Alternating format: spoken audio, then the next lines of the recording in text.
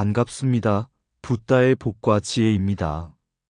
포용하면 모든 괴로움에서 벗어난다.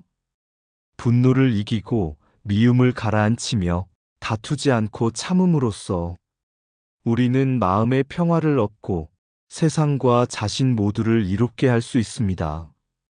오늘 이 시간을 통해 부처님의 자비와 인육의 가르침이 여러분의 마음에 잔잔히 스며들어 모든 괴로움에서 벗어나는 지혜의 길이 되기를 바랍니다. 자, 그럼 포용하면 모든 괴로움에서 벗어난다. 그 여정을 함께 해볼까요? 돌을 던진 자, 꽃으로 감싸다. 옛날 어느 마을에 한 보살 수행자가 있었습니다. 그는 매일같이 마을 어귀에서 가부좌를 틀고 조용히 좌선을 하며 중생의 고통을 위해 기도하였습니다. 하지만 마을에는 그를 시기하는 한 청년이 있었습니다. 청년은 말했습니다. 세상은 싸워야 이기는 곳이다. 조용히 앉아 있다고 세상이 바뀌는가? 어느 날 청년은 돌멩이를 하나 들어 수행자에게 던졌습니다. 그러나 보살은 미동도 없이 눈을 감은 채 온화한 미소를 지으며 이렇게 말했습니다. 그대가 분노로 돌을 던질 때 나는 자비로 그 마음을 감쌀 뿐이네. 청년은 화가 더욱 치밀어 말했습니다. 왜 화를 내지 않는가? 무시하는 것이냐? 보살은 조용히 손을 들어 작은 꽃 한 송이를 꺾어 청년에게 건네며 말했습니다. 그대가 던진 돌은 내 마음에 닿지 않았네. 오히려 그대의 분노가 그대를 괴롭히고 있으니 나는 그 마음을 위로하고 싶구나. 그 말을 들은 청년은 한동안 말이 없었습니다. 그리고는 눈물을 흘리며 무릎을 꿇고 말했습니다. 나는 나의 괴로움을 그대에게 옮기려 했습니다. 그런데 그대는 내 괴로움을 함께 짊어졌습니다. 그날 이후 청년은 수행자의 제자가 되어 마을의 아이들에게 화를 다스리는 법과 용서하는 마음의 힘을 가르쳤습니다. 포용은 약한 것이 아니라 가장 강한 힘입니다. 부처님께서 말씀하신 인육은 분노를 억누르는 것이 아니라 그 분노의 근본을 자비로 녹이는 힘입니다. 성내는 마음은 자신을 태우는 불이지만 인육은 그 불을 끄는 지혜의 물입니다.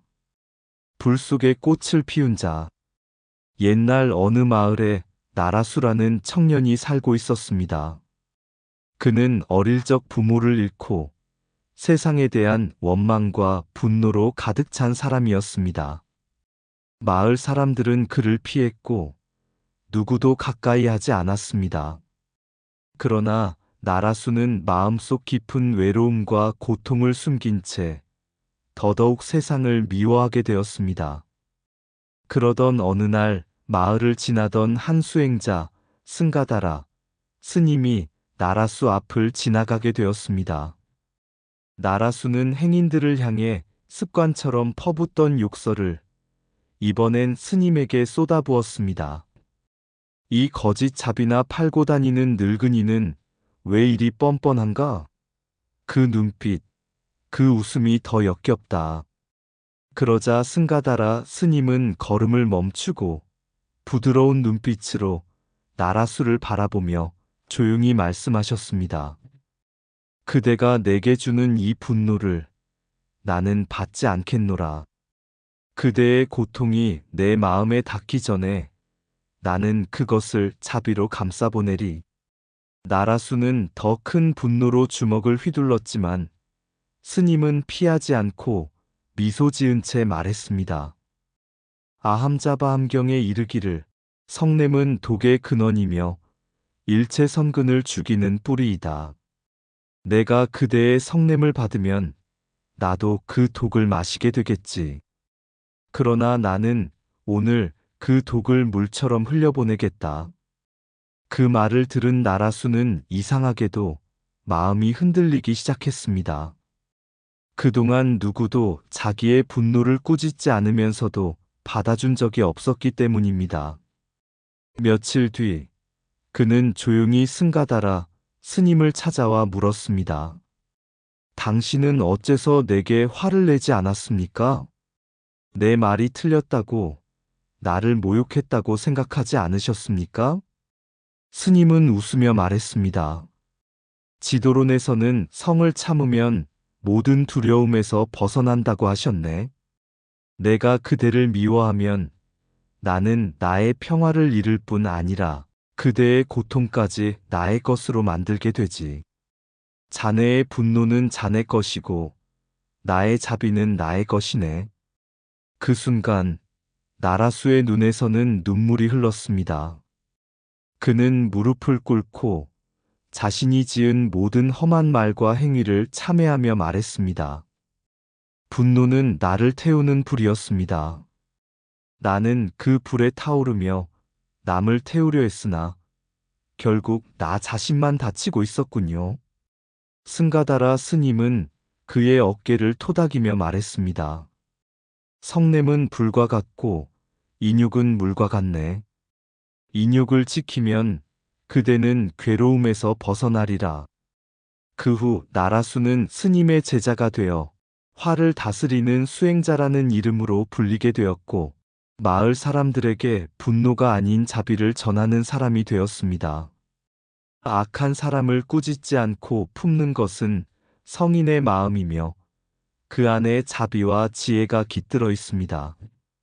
분노는 결국 자신을 해치는 독이니 지혜로운 이는 그 불을 인육의 물로 꺼냅니다. 성을 참으면 모든 두려움에서 벗어난다는 가르침은 마음의 평온뿐 아니라 인생을 바꾸는 열쇠입니다. 분노는 불과 같고 인육은 물과 같으니 불을 끄려면 먼저 마음을 가라앉혀라. 남을 미워하는 마음은 칼날을 안으로 겨눈 것과 같다. 성냄을 버리면 마음이 고요해지고 고요한 마음은 지혜를 꽃피운다. 화를 참는 자는 천군을 이긴 자보다 위대하다. 자신을 이기는 자가 진정한 승자다. 분노는 독이요, 인육은 해독제다. 부처님은 해독제를 선택하셨다. 화를 내는 자는 먼저 자기 자신을 해친다. 나를 욕하는 자를 원망하지 마라. 그는 나의 인육을 닦아줄 스승이다. 성냄은 모든 선근을 죽이는 독이요. 자비는 그 선근을 다시 살리는 생명수다. 미움을 참는다는 것은 약함이 아니라 가장 강한 자만이 행할 수 있는 용기다. 꾸짖는 말을 품는 마음이 바로 부처의 마음이다. 인육을 지키는 자는 모든 두려움을 이긴 자다. 참는 자는 지옥의 문을 닫고 화내는 자는 지옥의 문을 연다. 분노를 자비로 감쌀 수 있다면 당신은 이미 부처의 길 위에 있다. 화를 품은 사람은 불 속을 걷고 있고 화를 내려놓은 사람은 연못 위를 걷는다. 나는 바람을 미워하지 않는다. 어느 날 설산 깊은 곳에서 한 보살 수행자 문수타라는 홀로 좌선을 하고 있었습니다. 그는 안수인과 관찰인 두 가지 인욕 바라미를 함께 닦고 있는 중이었습니다.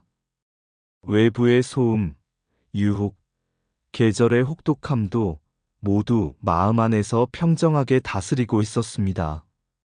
그런데 산 아래 마을에서 한 장사꾼이 길을 잃고 산속을 헤매다 그를 발견했습니다.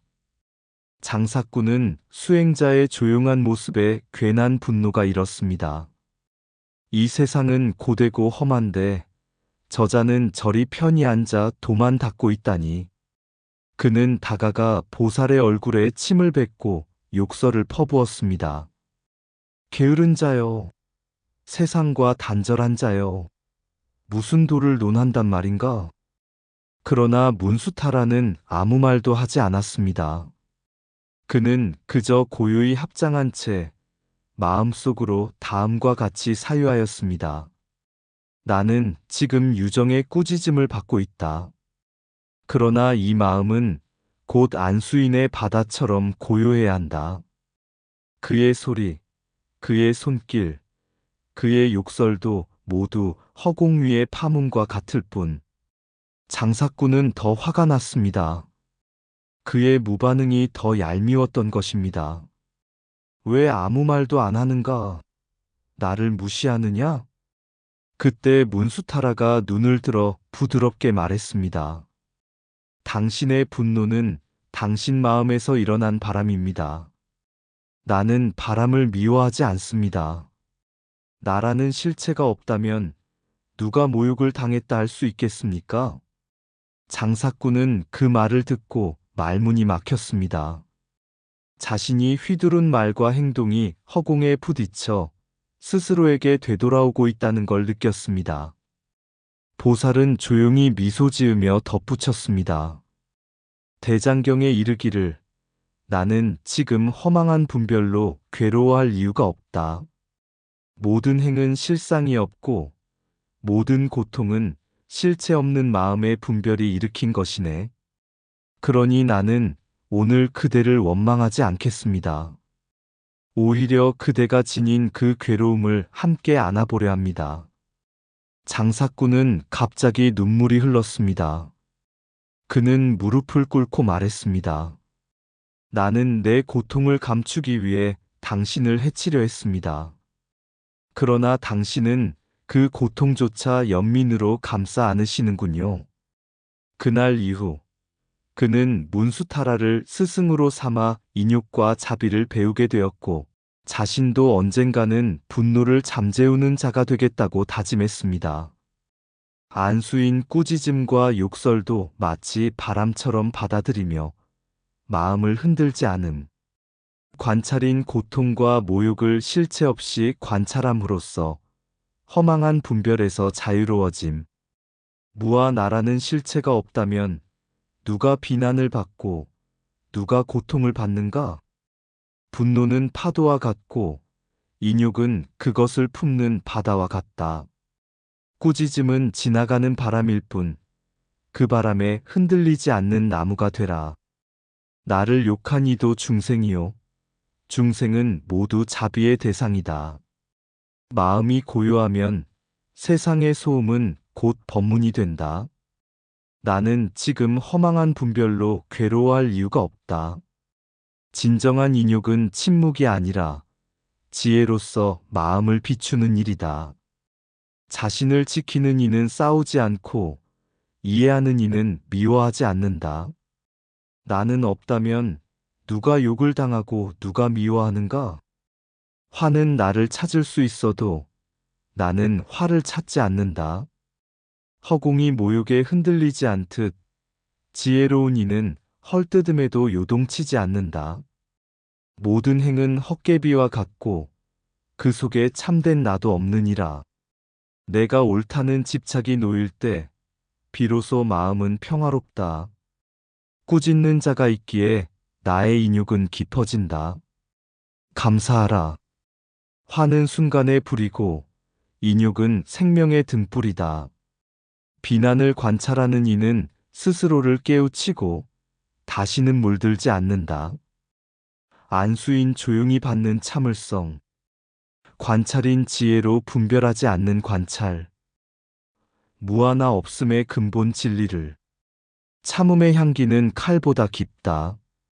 먼 옛날 세상에 큰 가뭄과 전쟁이 이어지던 시대, 한 왕국에는 수마산이라는 깊은 숲이 있었고 그 숲엔 두 마리의 신령한 뱀이 살고 있었습니다. 하나는 온화하고 자비로운 다라마, 다른 하나는 정의롭지만 성급한 간타라였습니다. 어느 날 인간들이 두 뱀의 신성을 탐내어 그들을 사로잡으려 숲으로 쳐들어왔습니다. 그중 한 사람은 질투심 많은 점쟁이였는데 거짓 소문을 퍼뜨려 사람들에게 말했습니다. 다라마라는 뱀은 악한 마음을 품고 인간을 해치려 한다. 그를 죽이면 재앙이 멎을 것이다. 사람들은 다라마를 향해 돌을 던지고 불을 지폈습니다. 간탈하는 이를 보고 성을 내며 말했습니다. 형제여, 지금은 그들을 물리쳐야 합니다. 내가 나서겠습니다. 그러나 다라마는 고요히 말했습니다. 간탈하여 참는 것은 결코 약한 일이 아니다. 참으면 곧 편안함을 얻는다고 육도집경에서 말씀하셨다. 간타라는 의아해하며 물었습니다. 저들은 우리가 아무 죄도 없음을 알면서도 해치려 하는데 어찌 참을 수 있단 말입니까? 다라마는 미소 지으며 말했습니다. 그들의 험한 말은 하열한 업의 씨앗이고 우리가 지금 자비로 그들을 용서하면 그것은 고귀한 인연의 열매가 되느니라.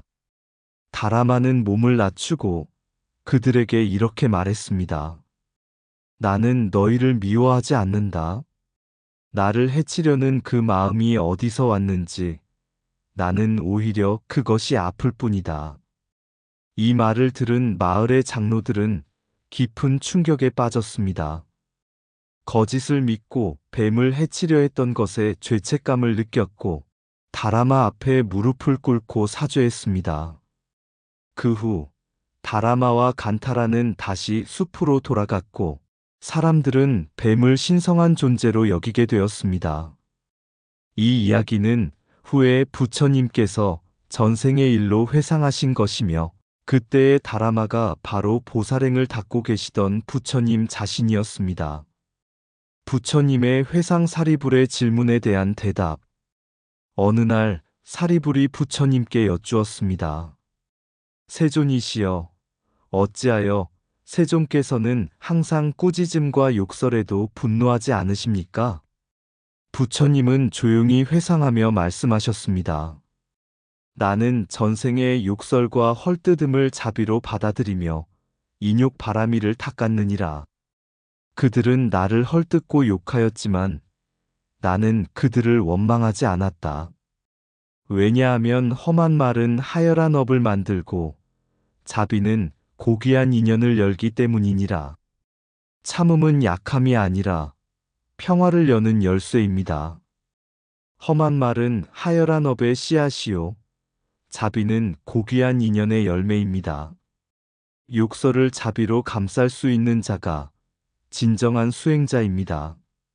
참으면 편안해진다는 가르침은 지금 이 순간 우리 삶에서도 유효합니다. 참는 자는 스스로를 지키고 용서하는 자는 세상을 품는다. 험한 말은 하열한 업의 씨앗이요. 자비는 고귀한 인연의 열매이다. 참으면 편안하다. 이것이 부처님의 자비로운 길이다.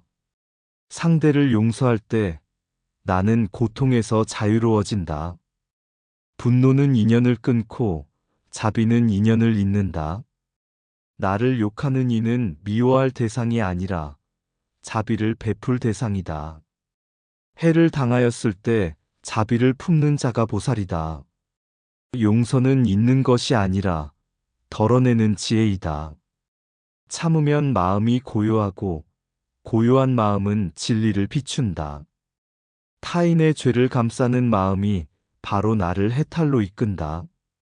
남의 잘못을 응징하면 원한이 쌓이고 남의 잘못을 용서하면 업이 사라진다.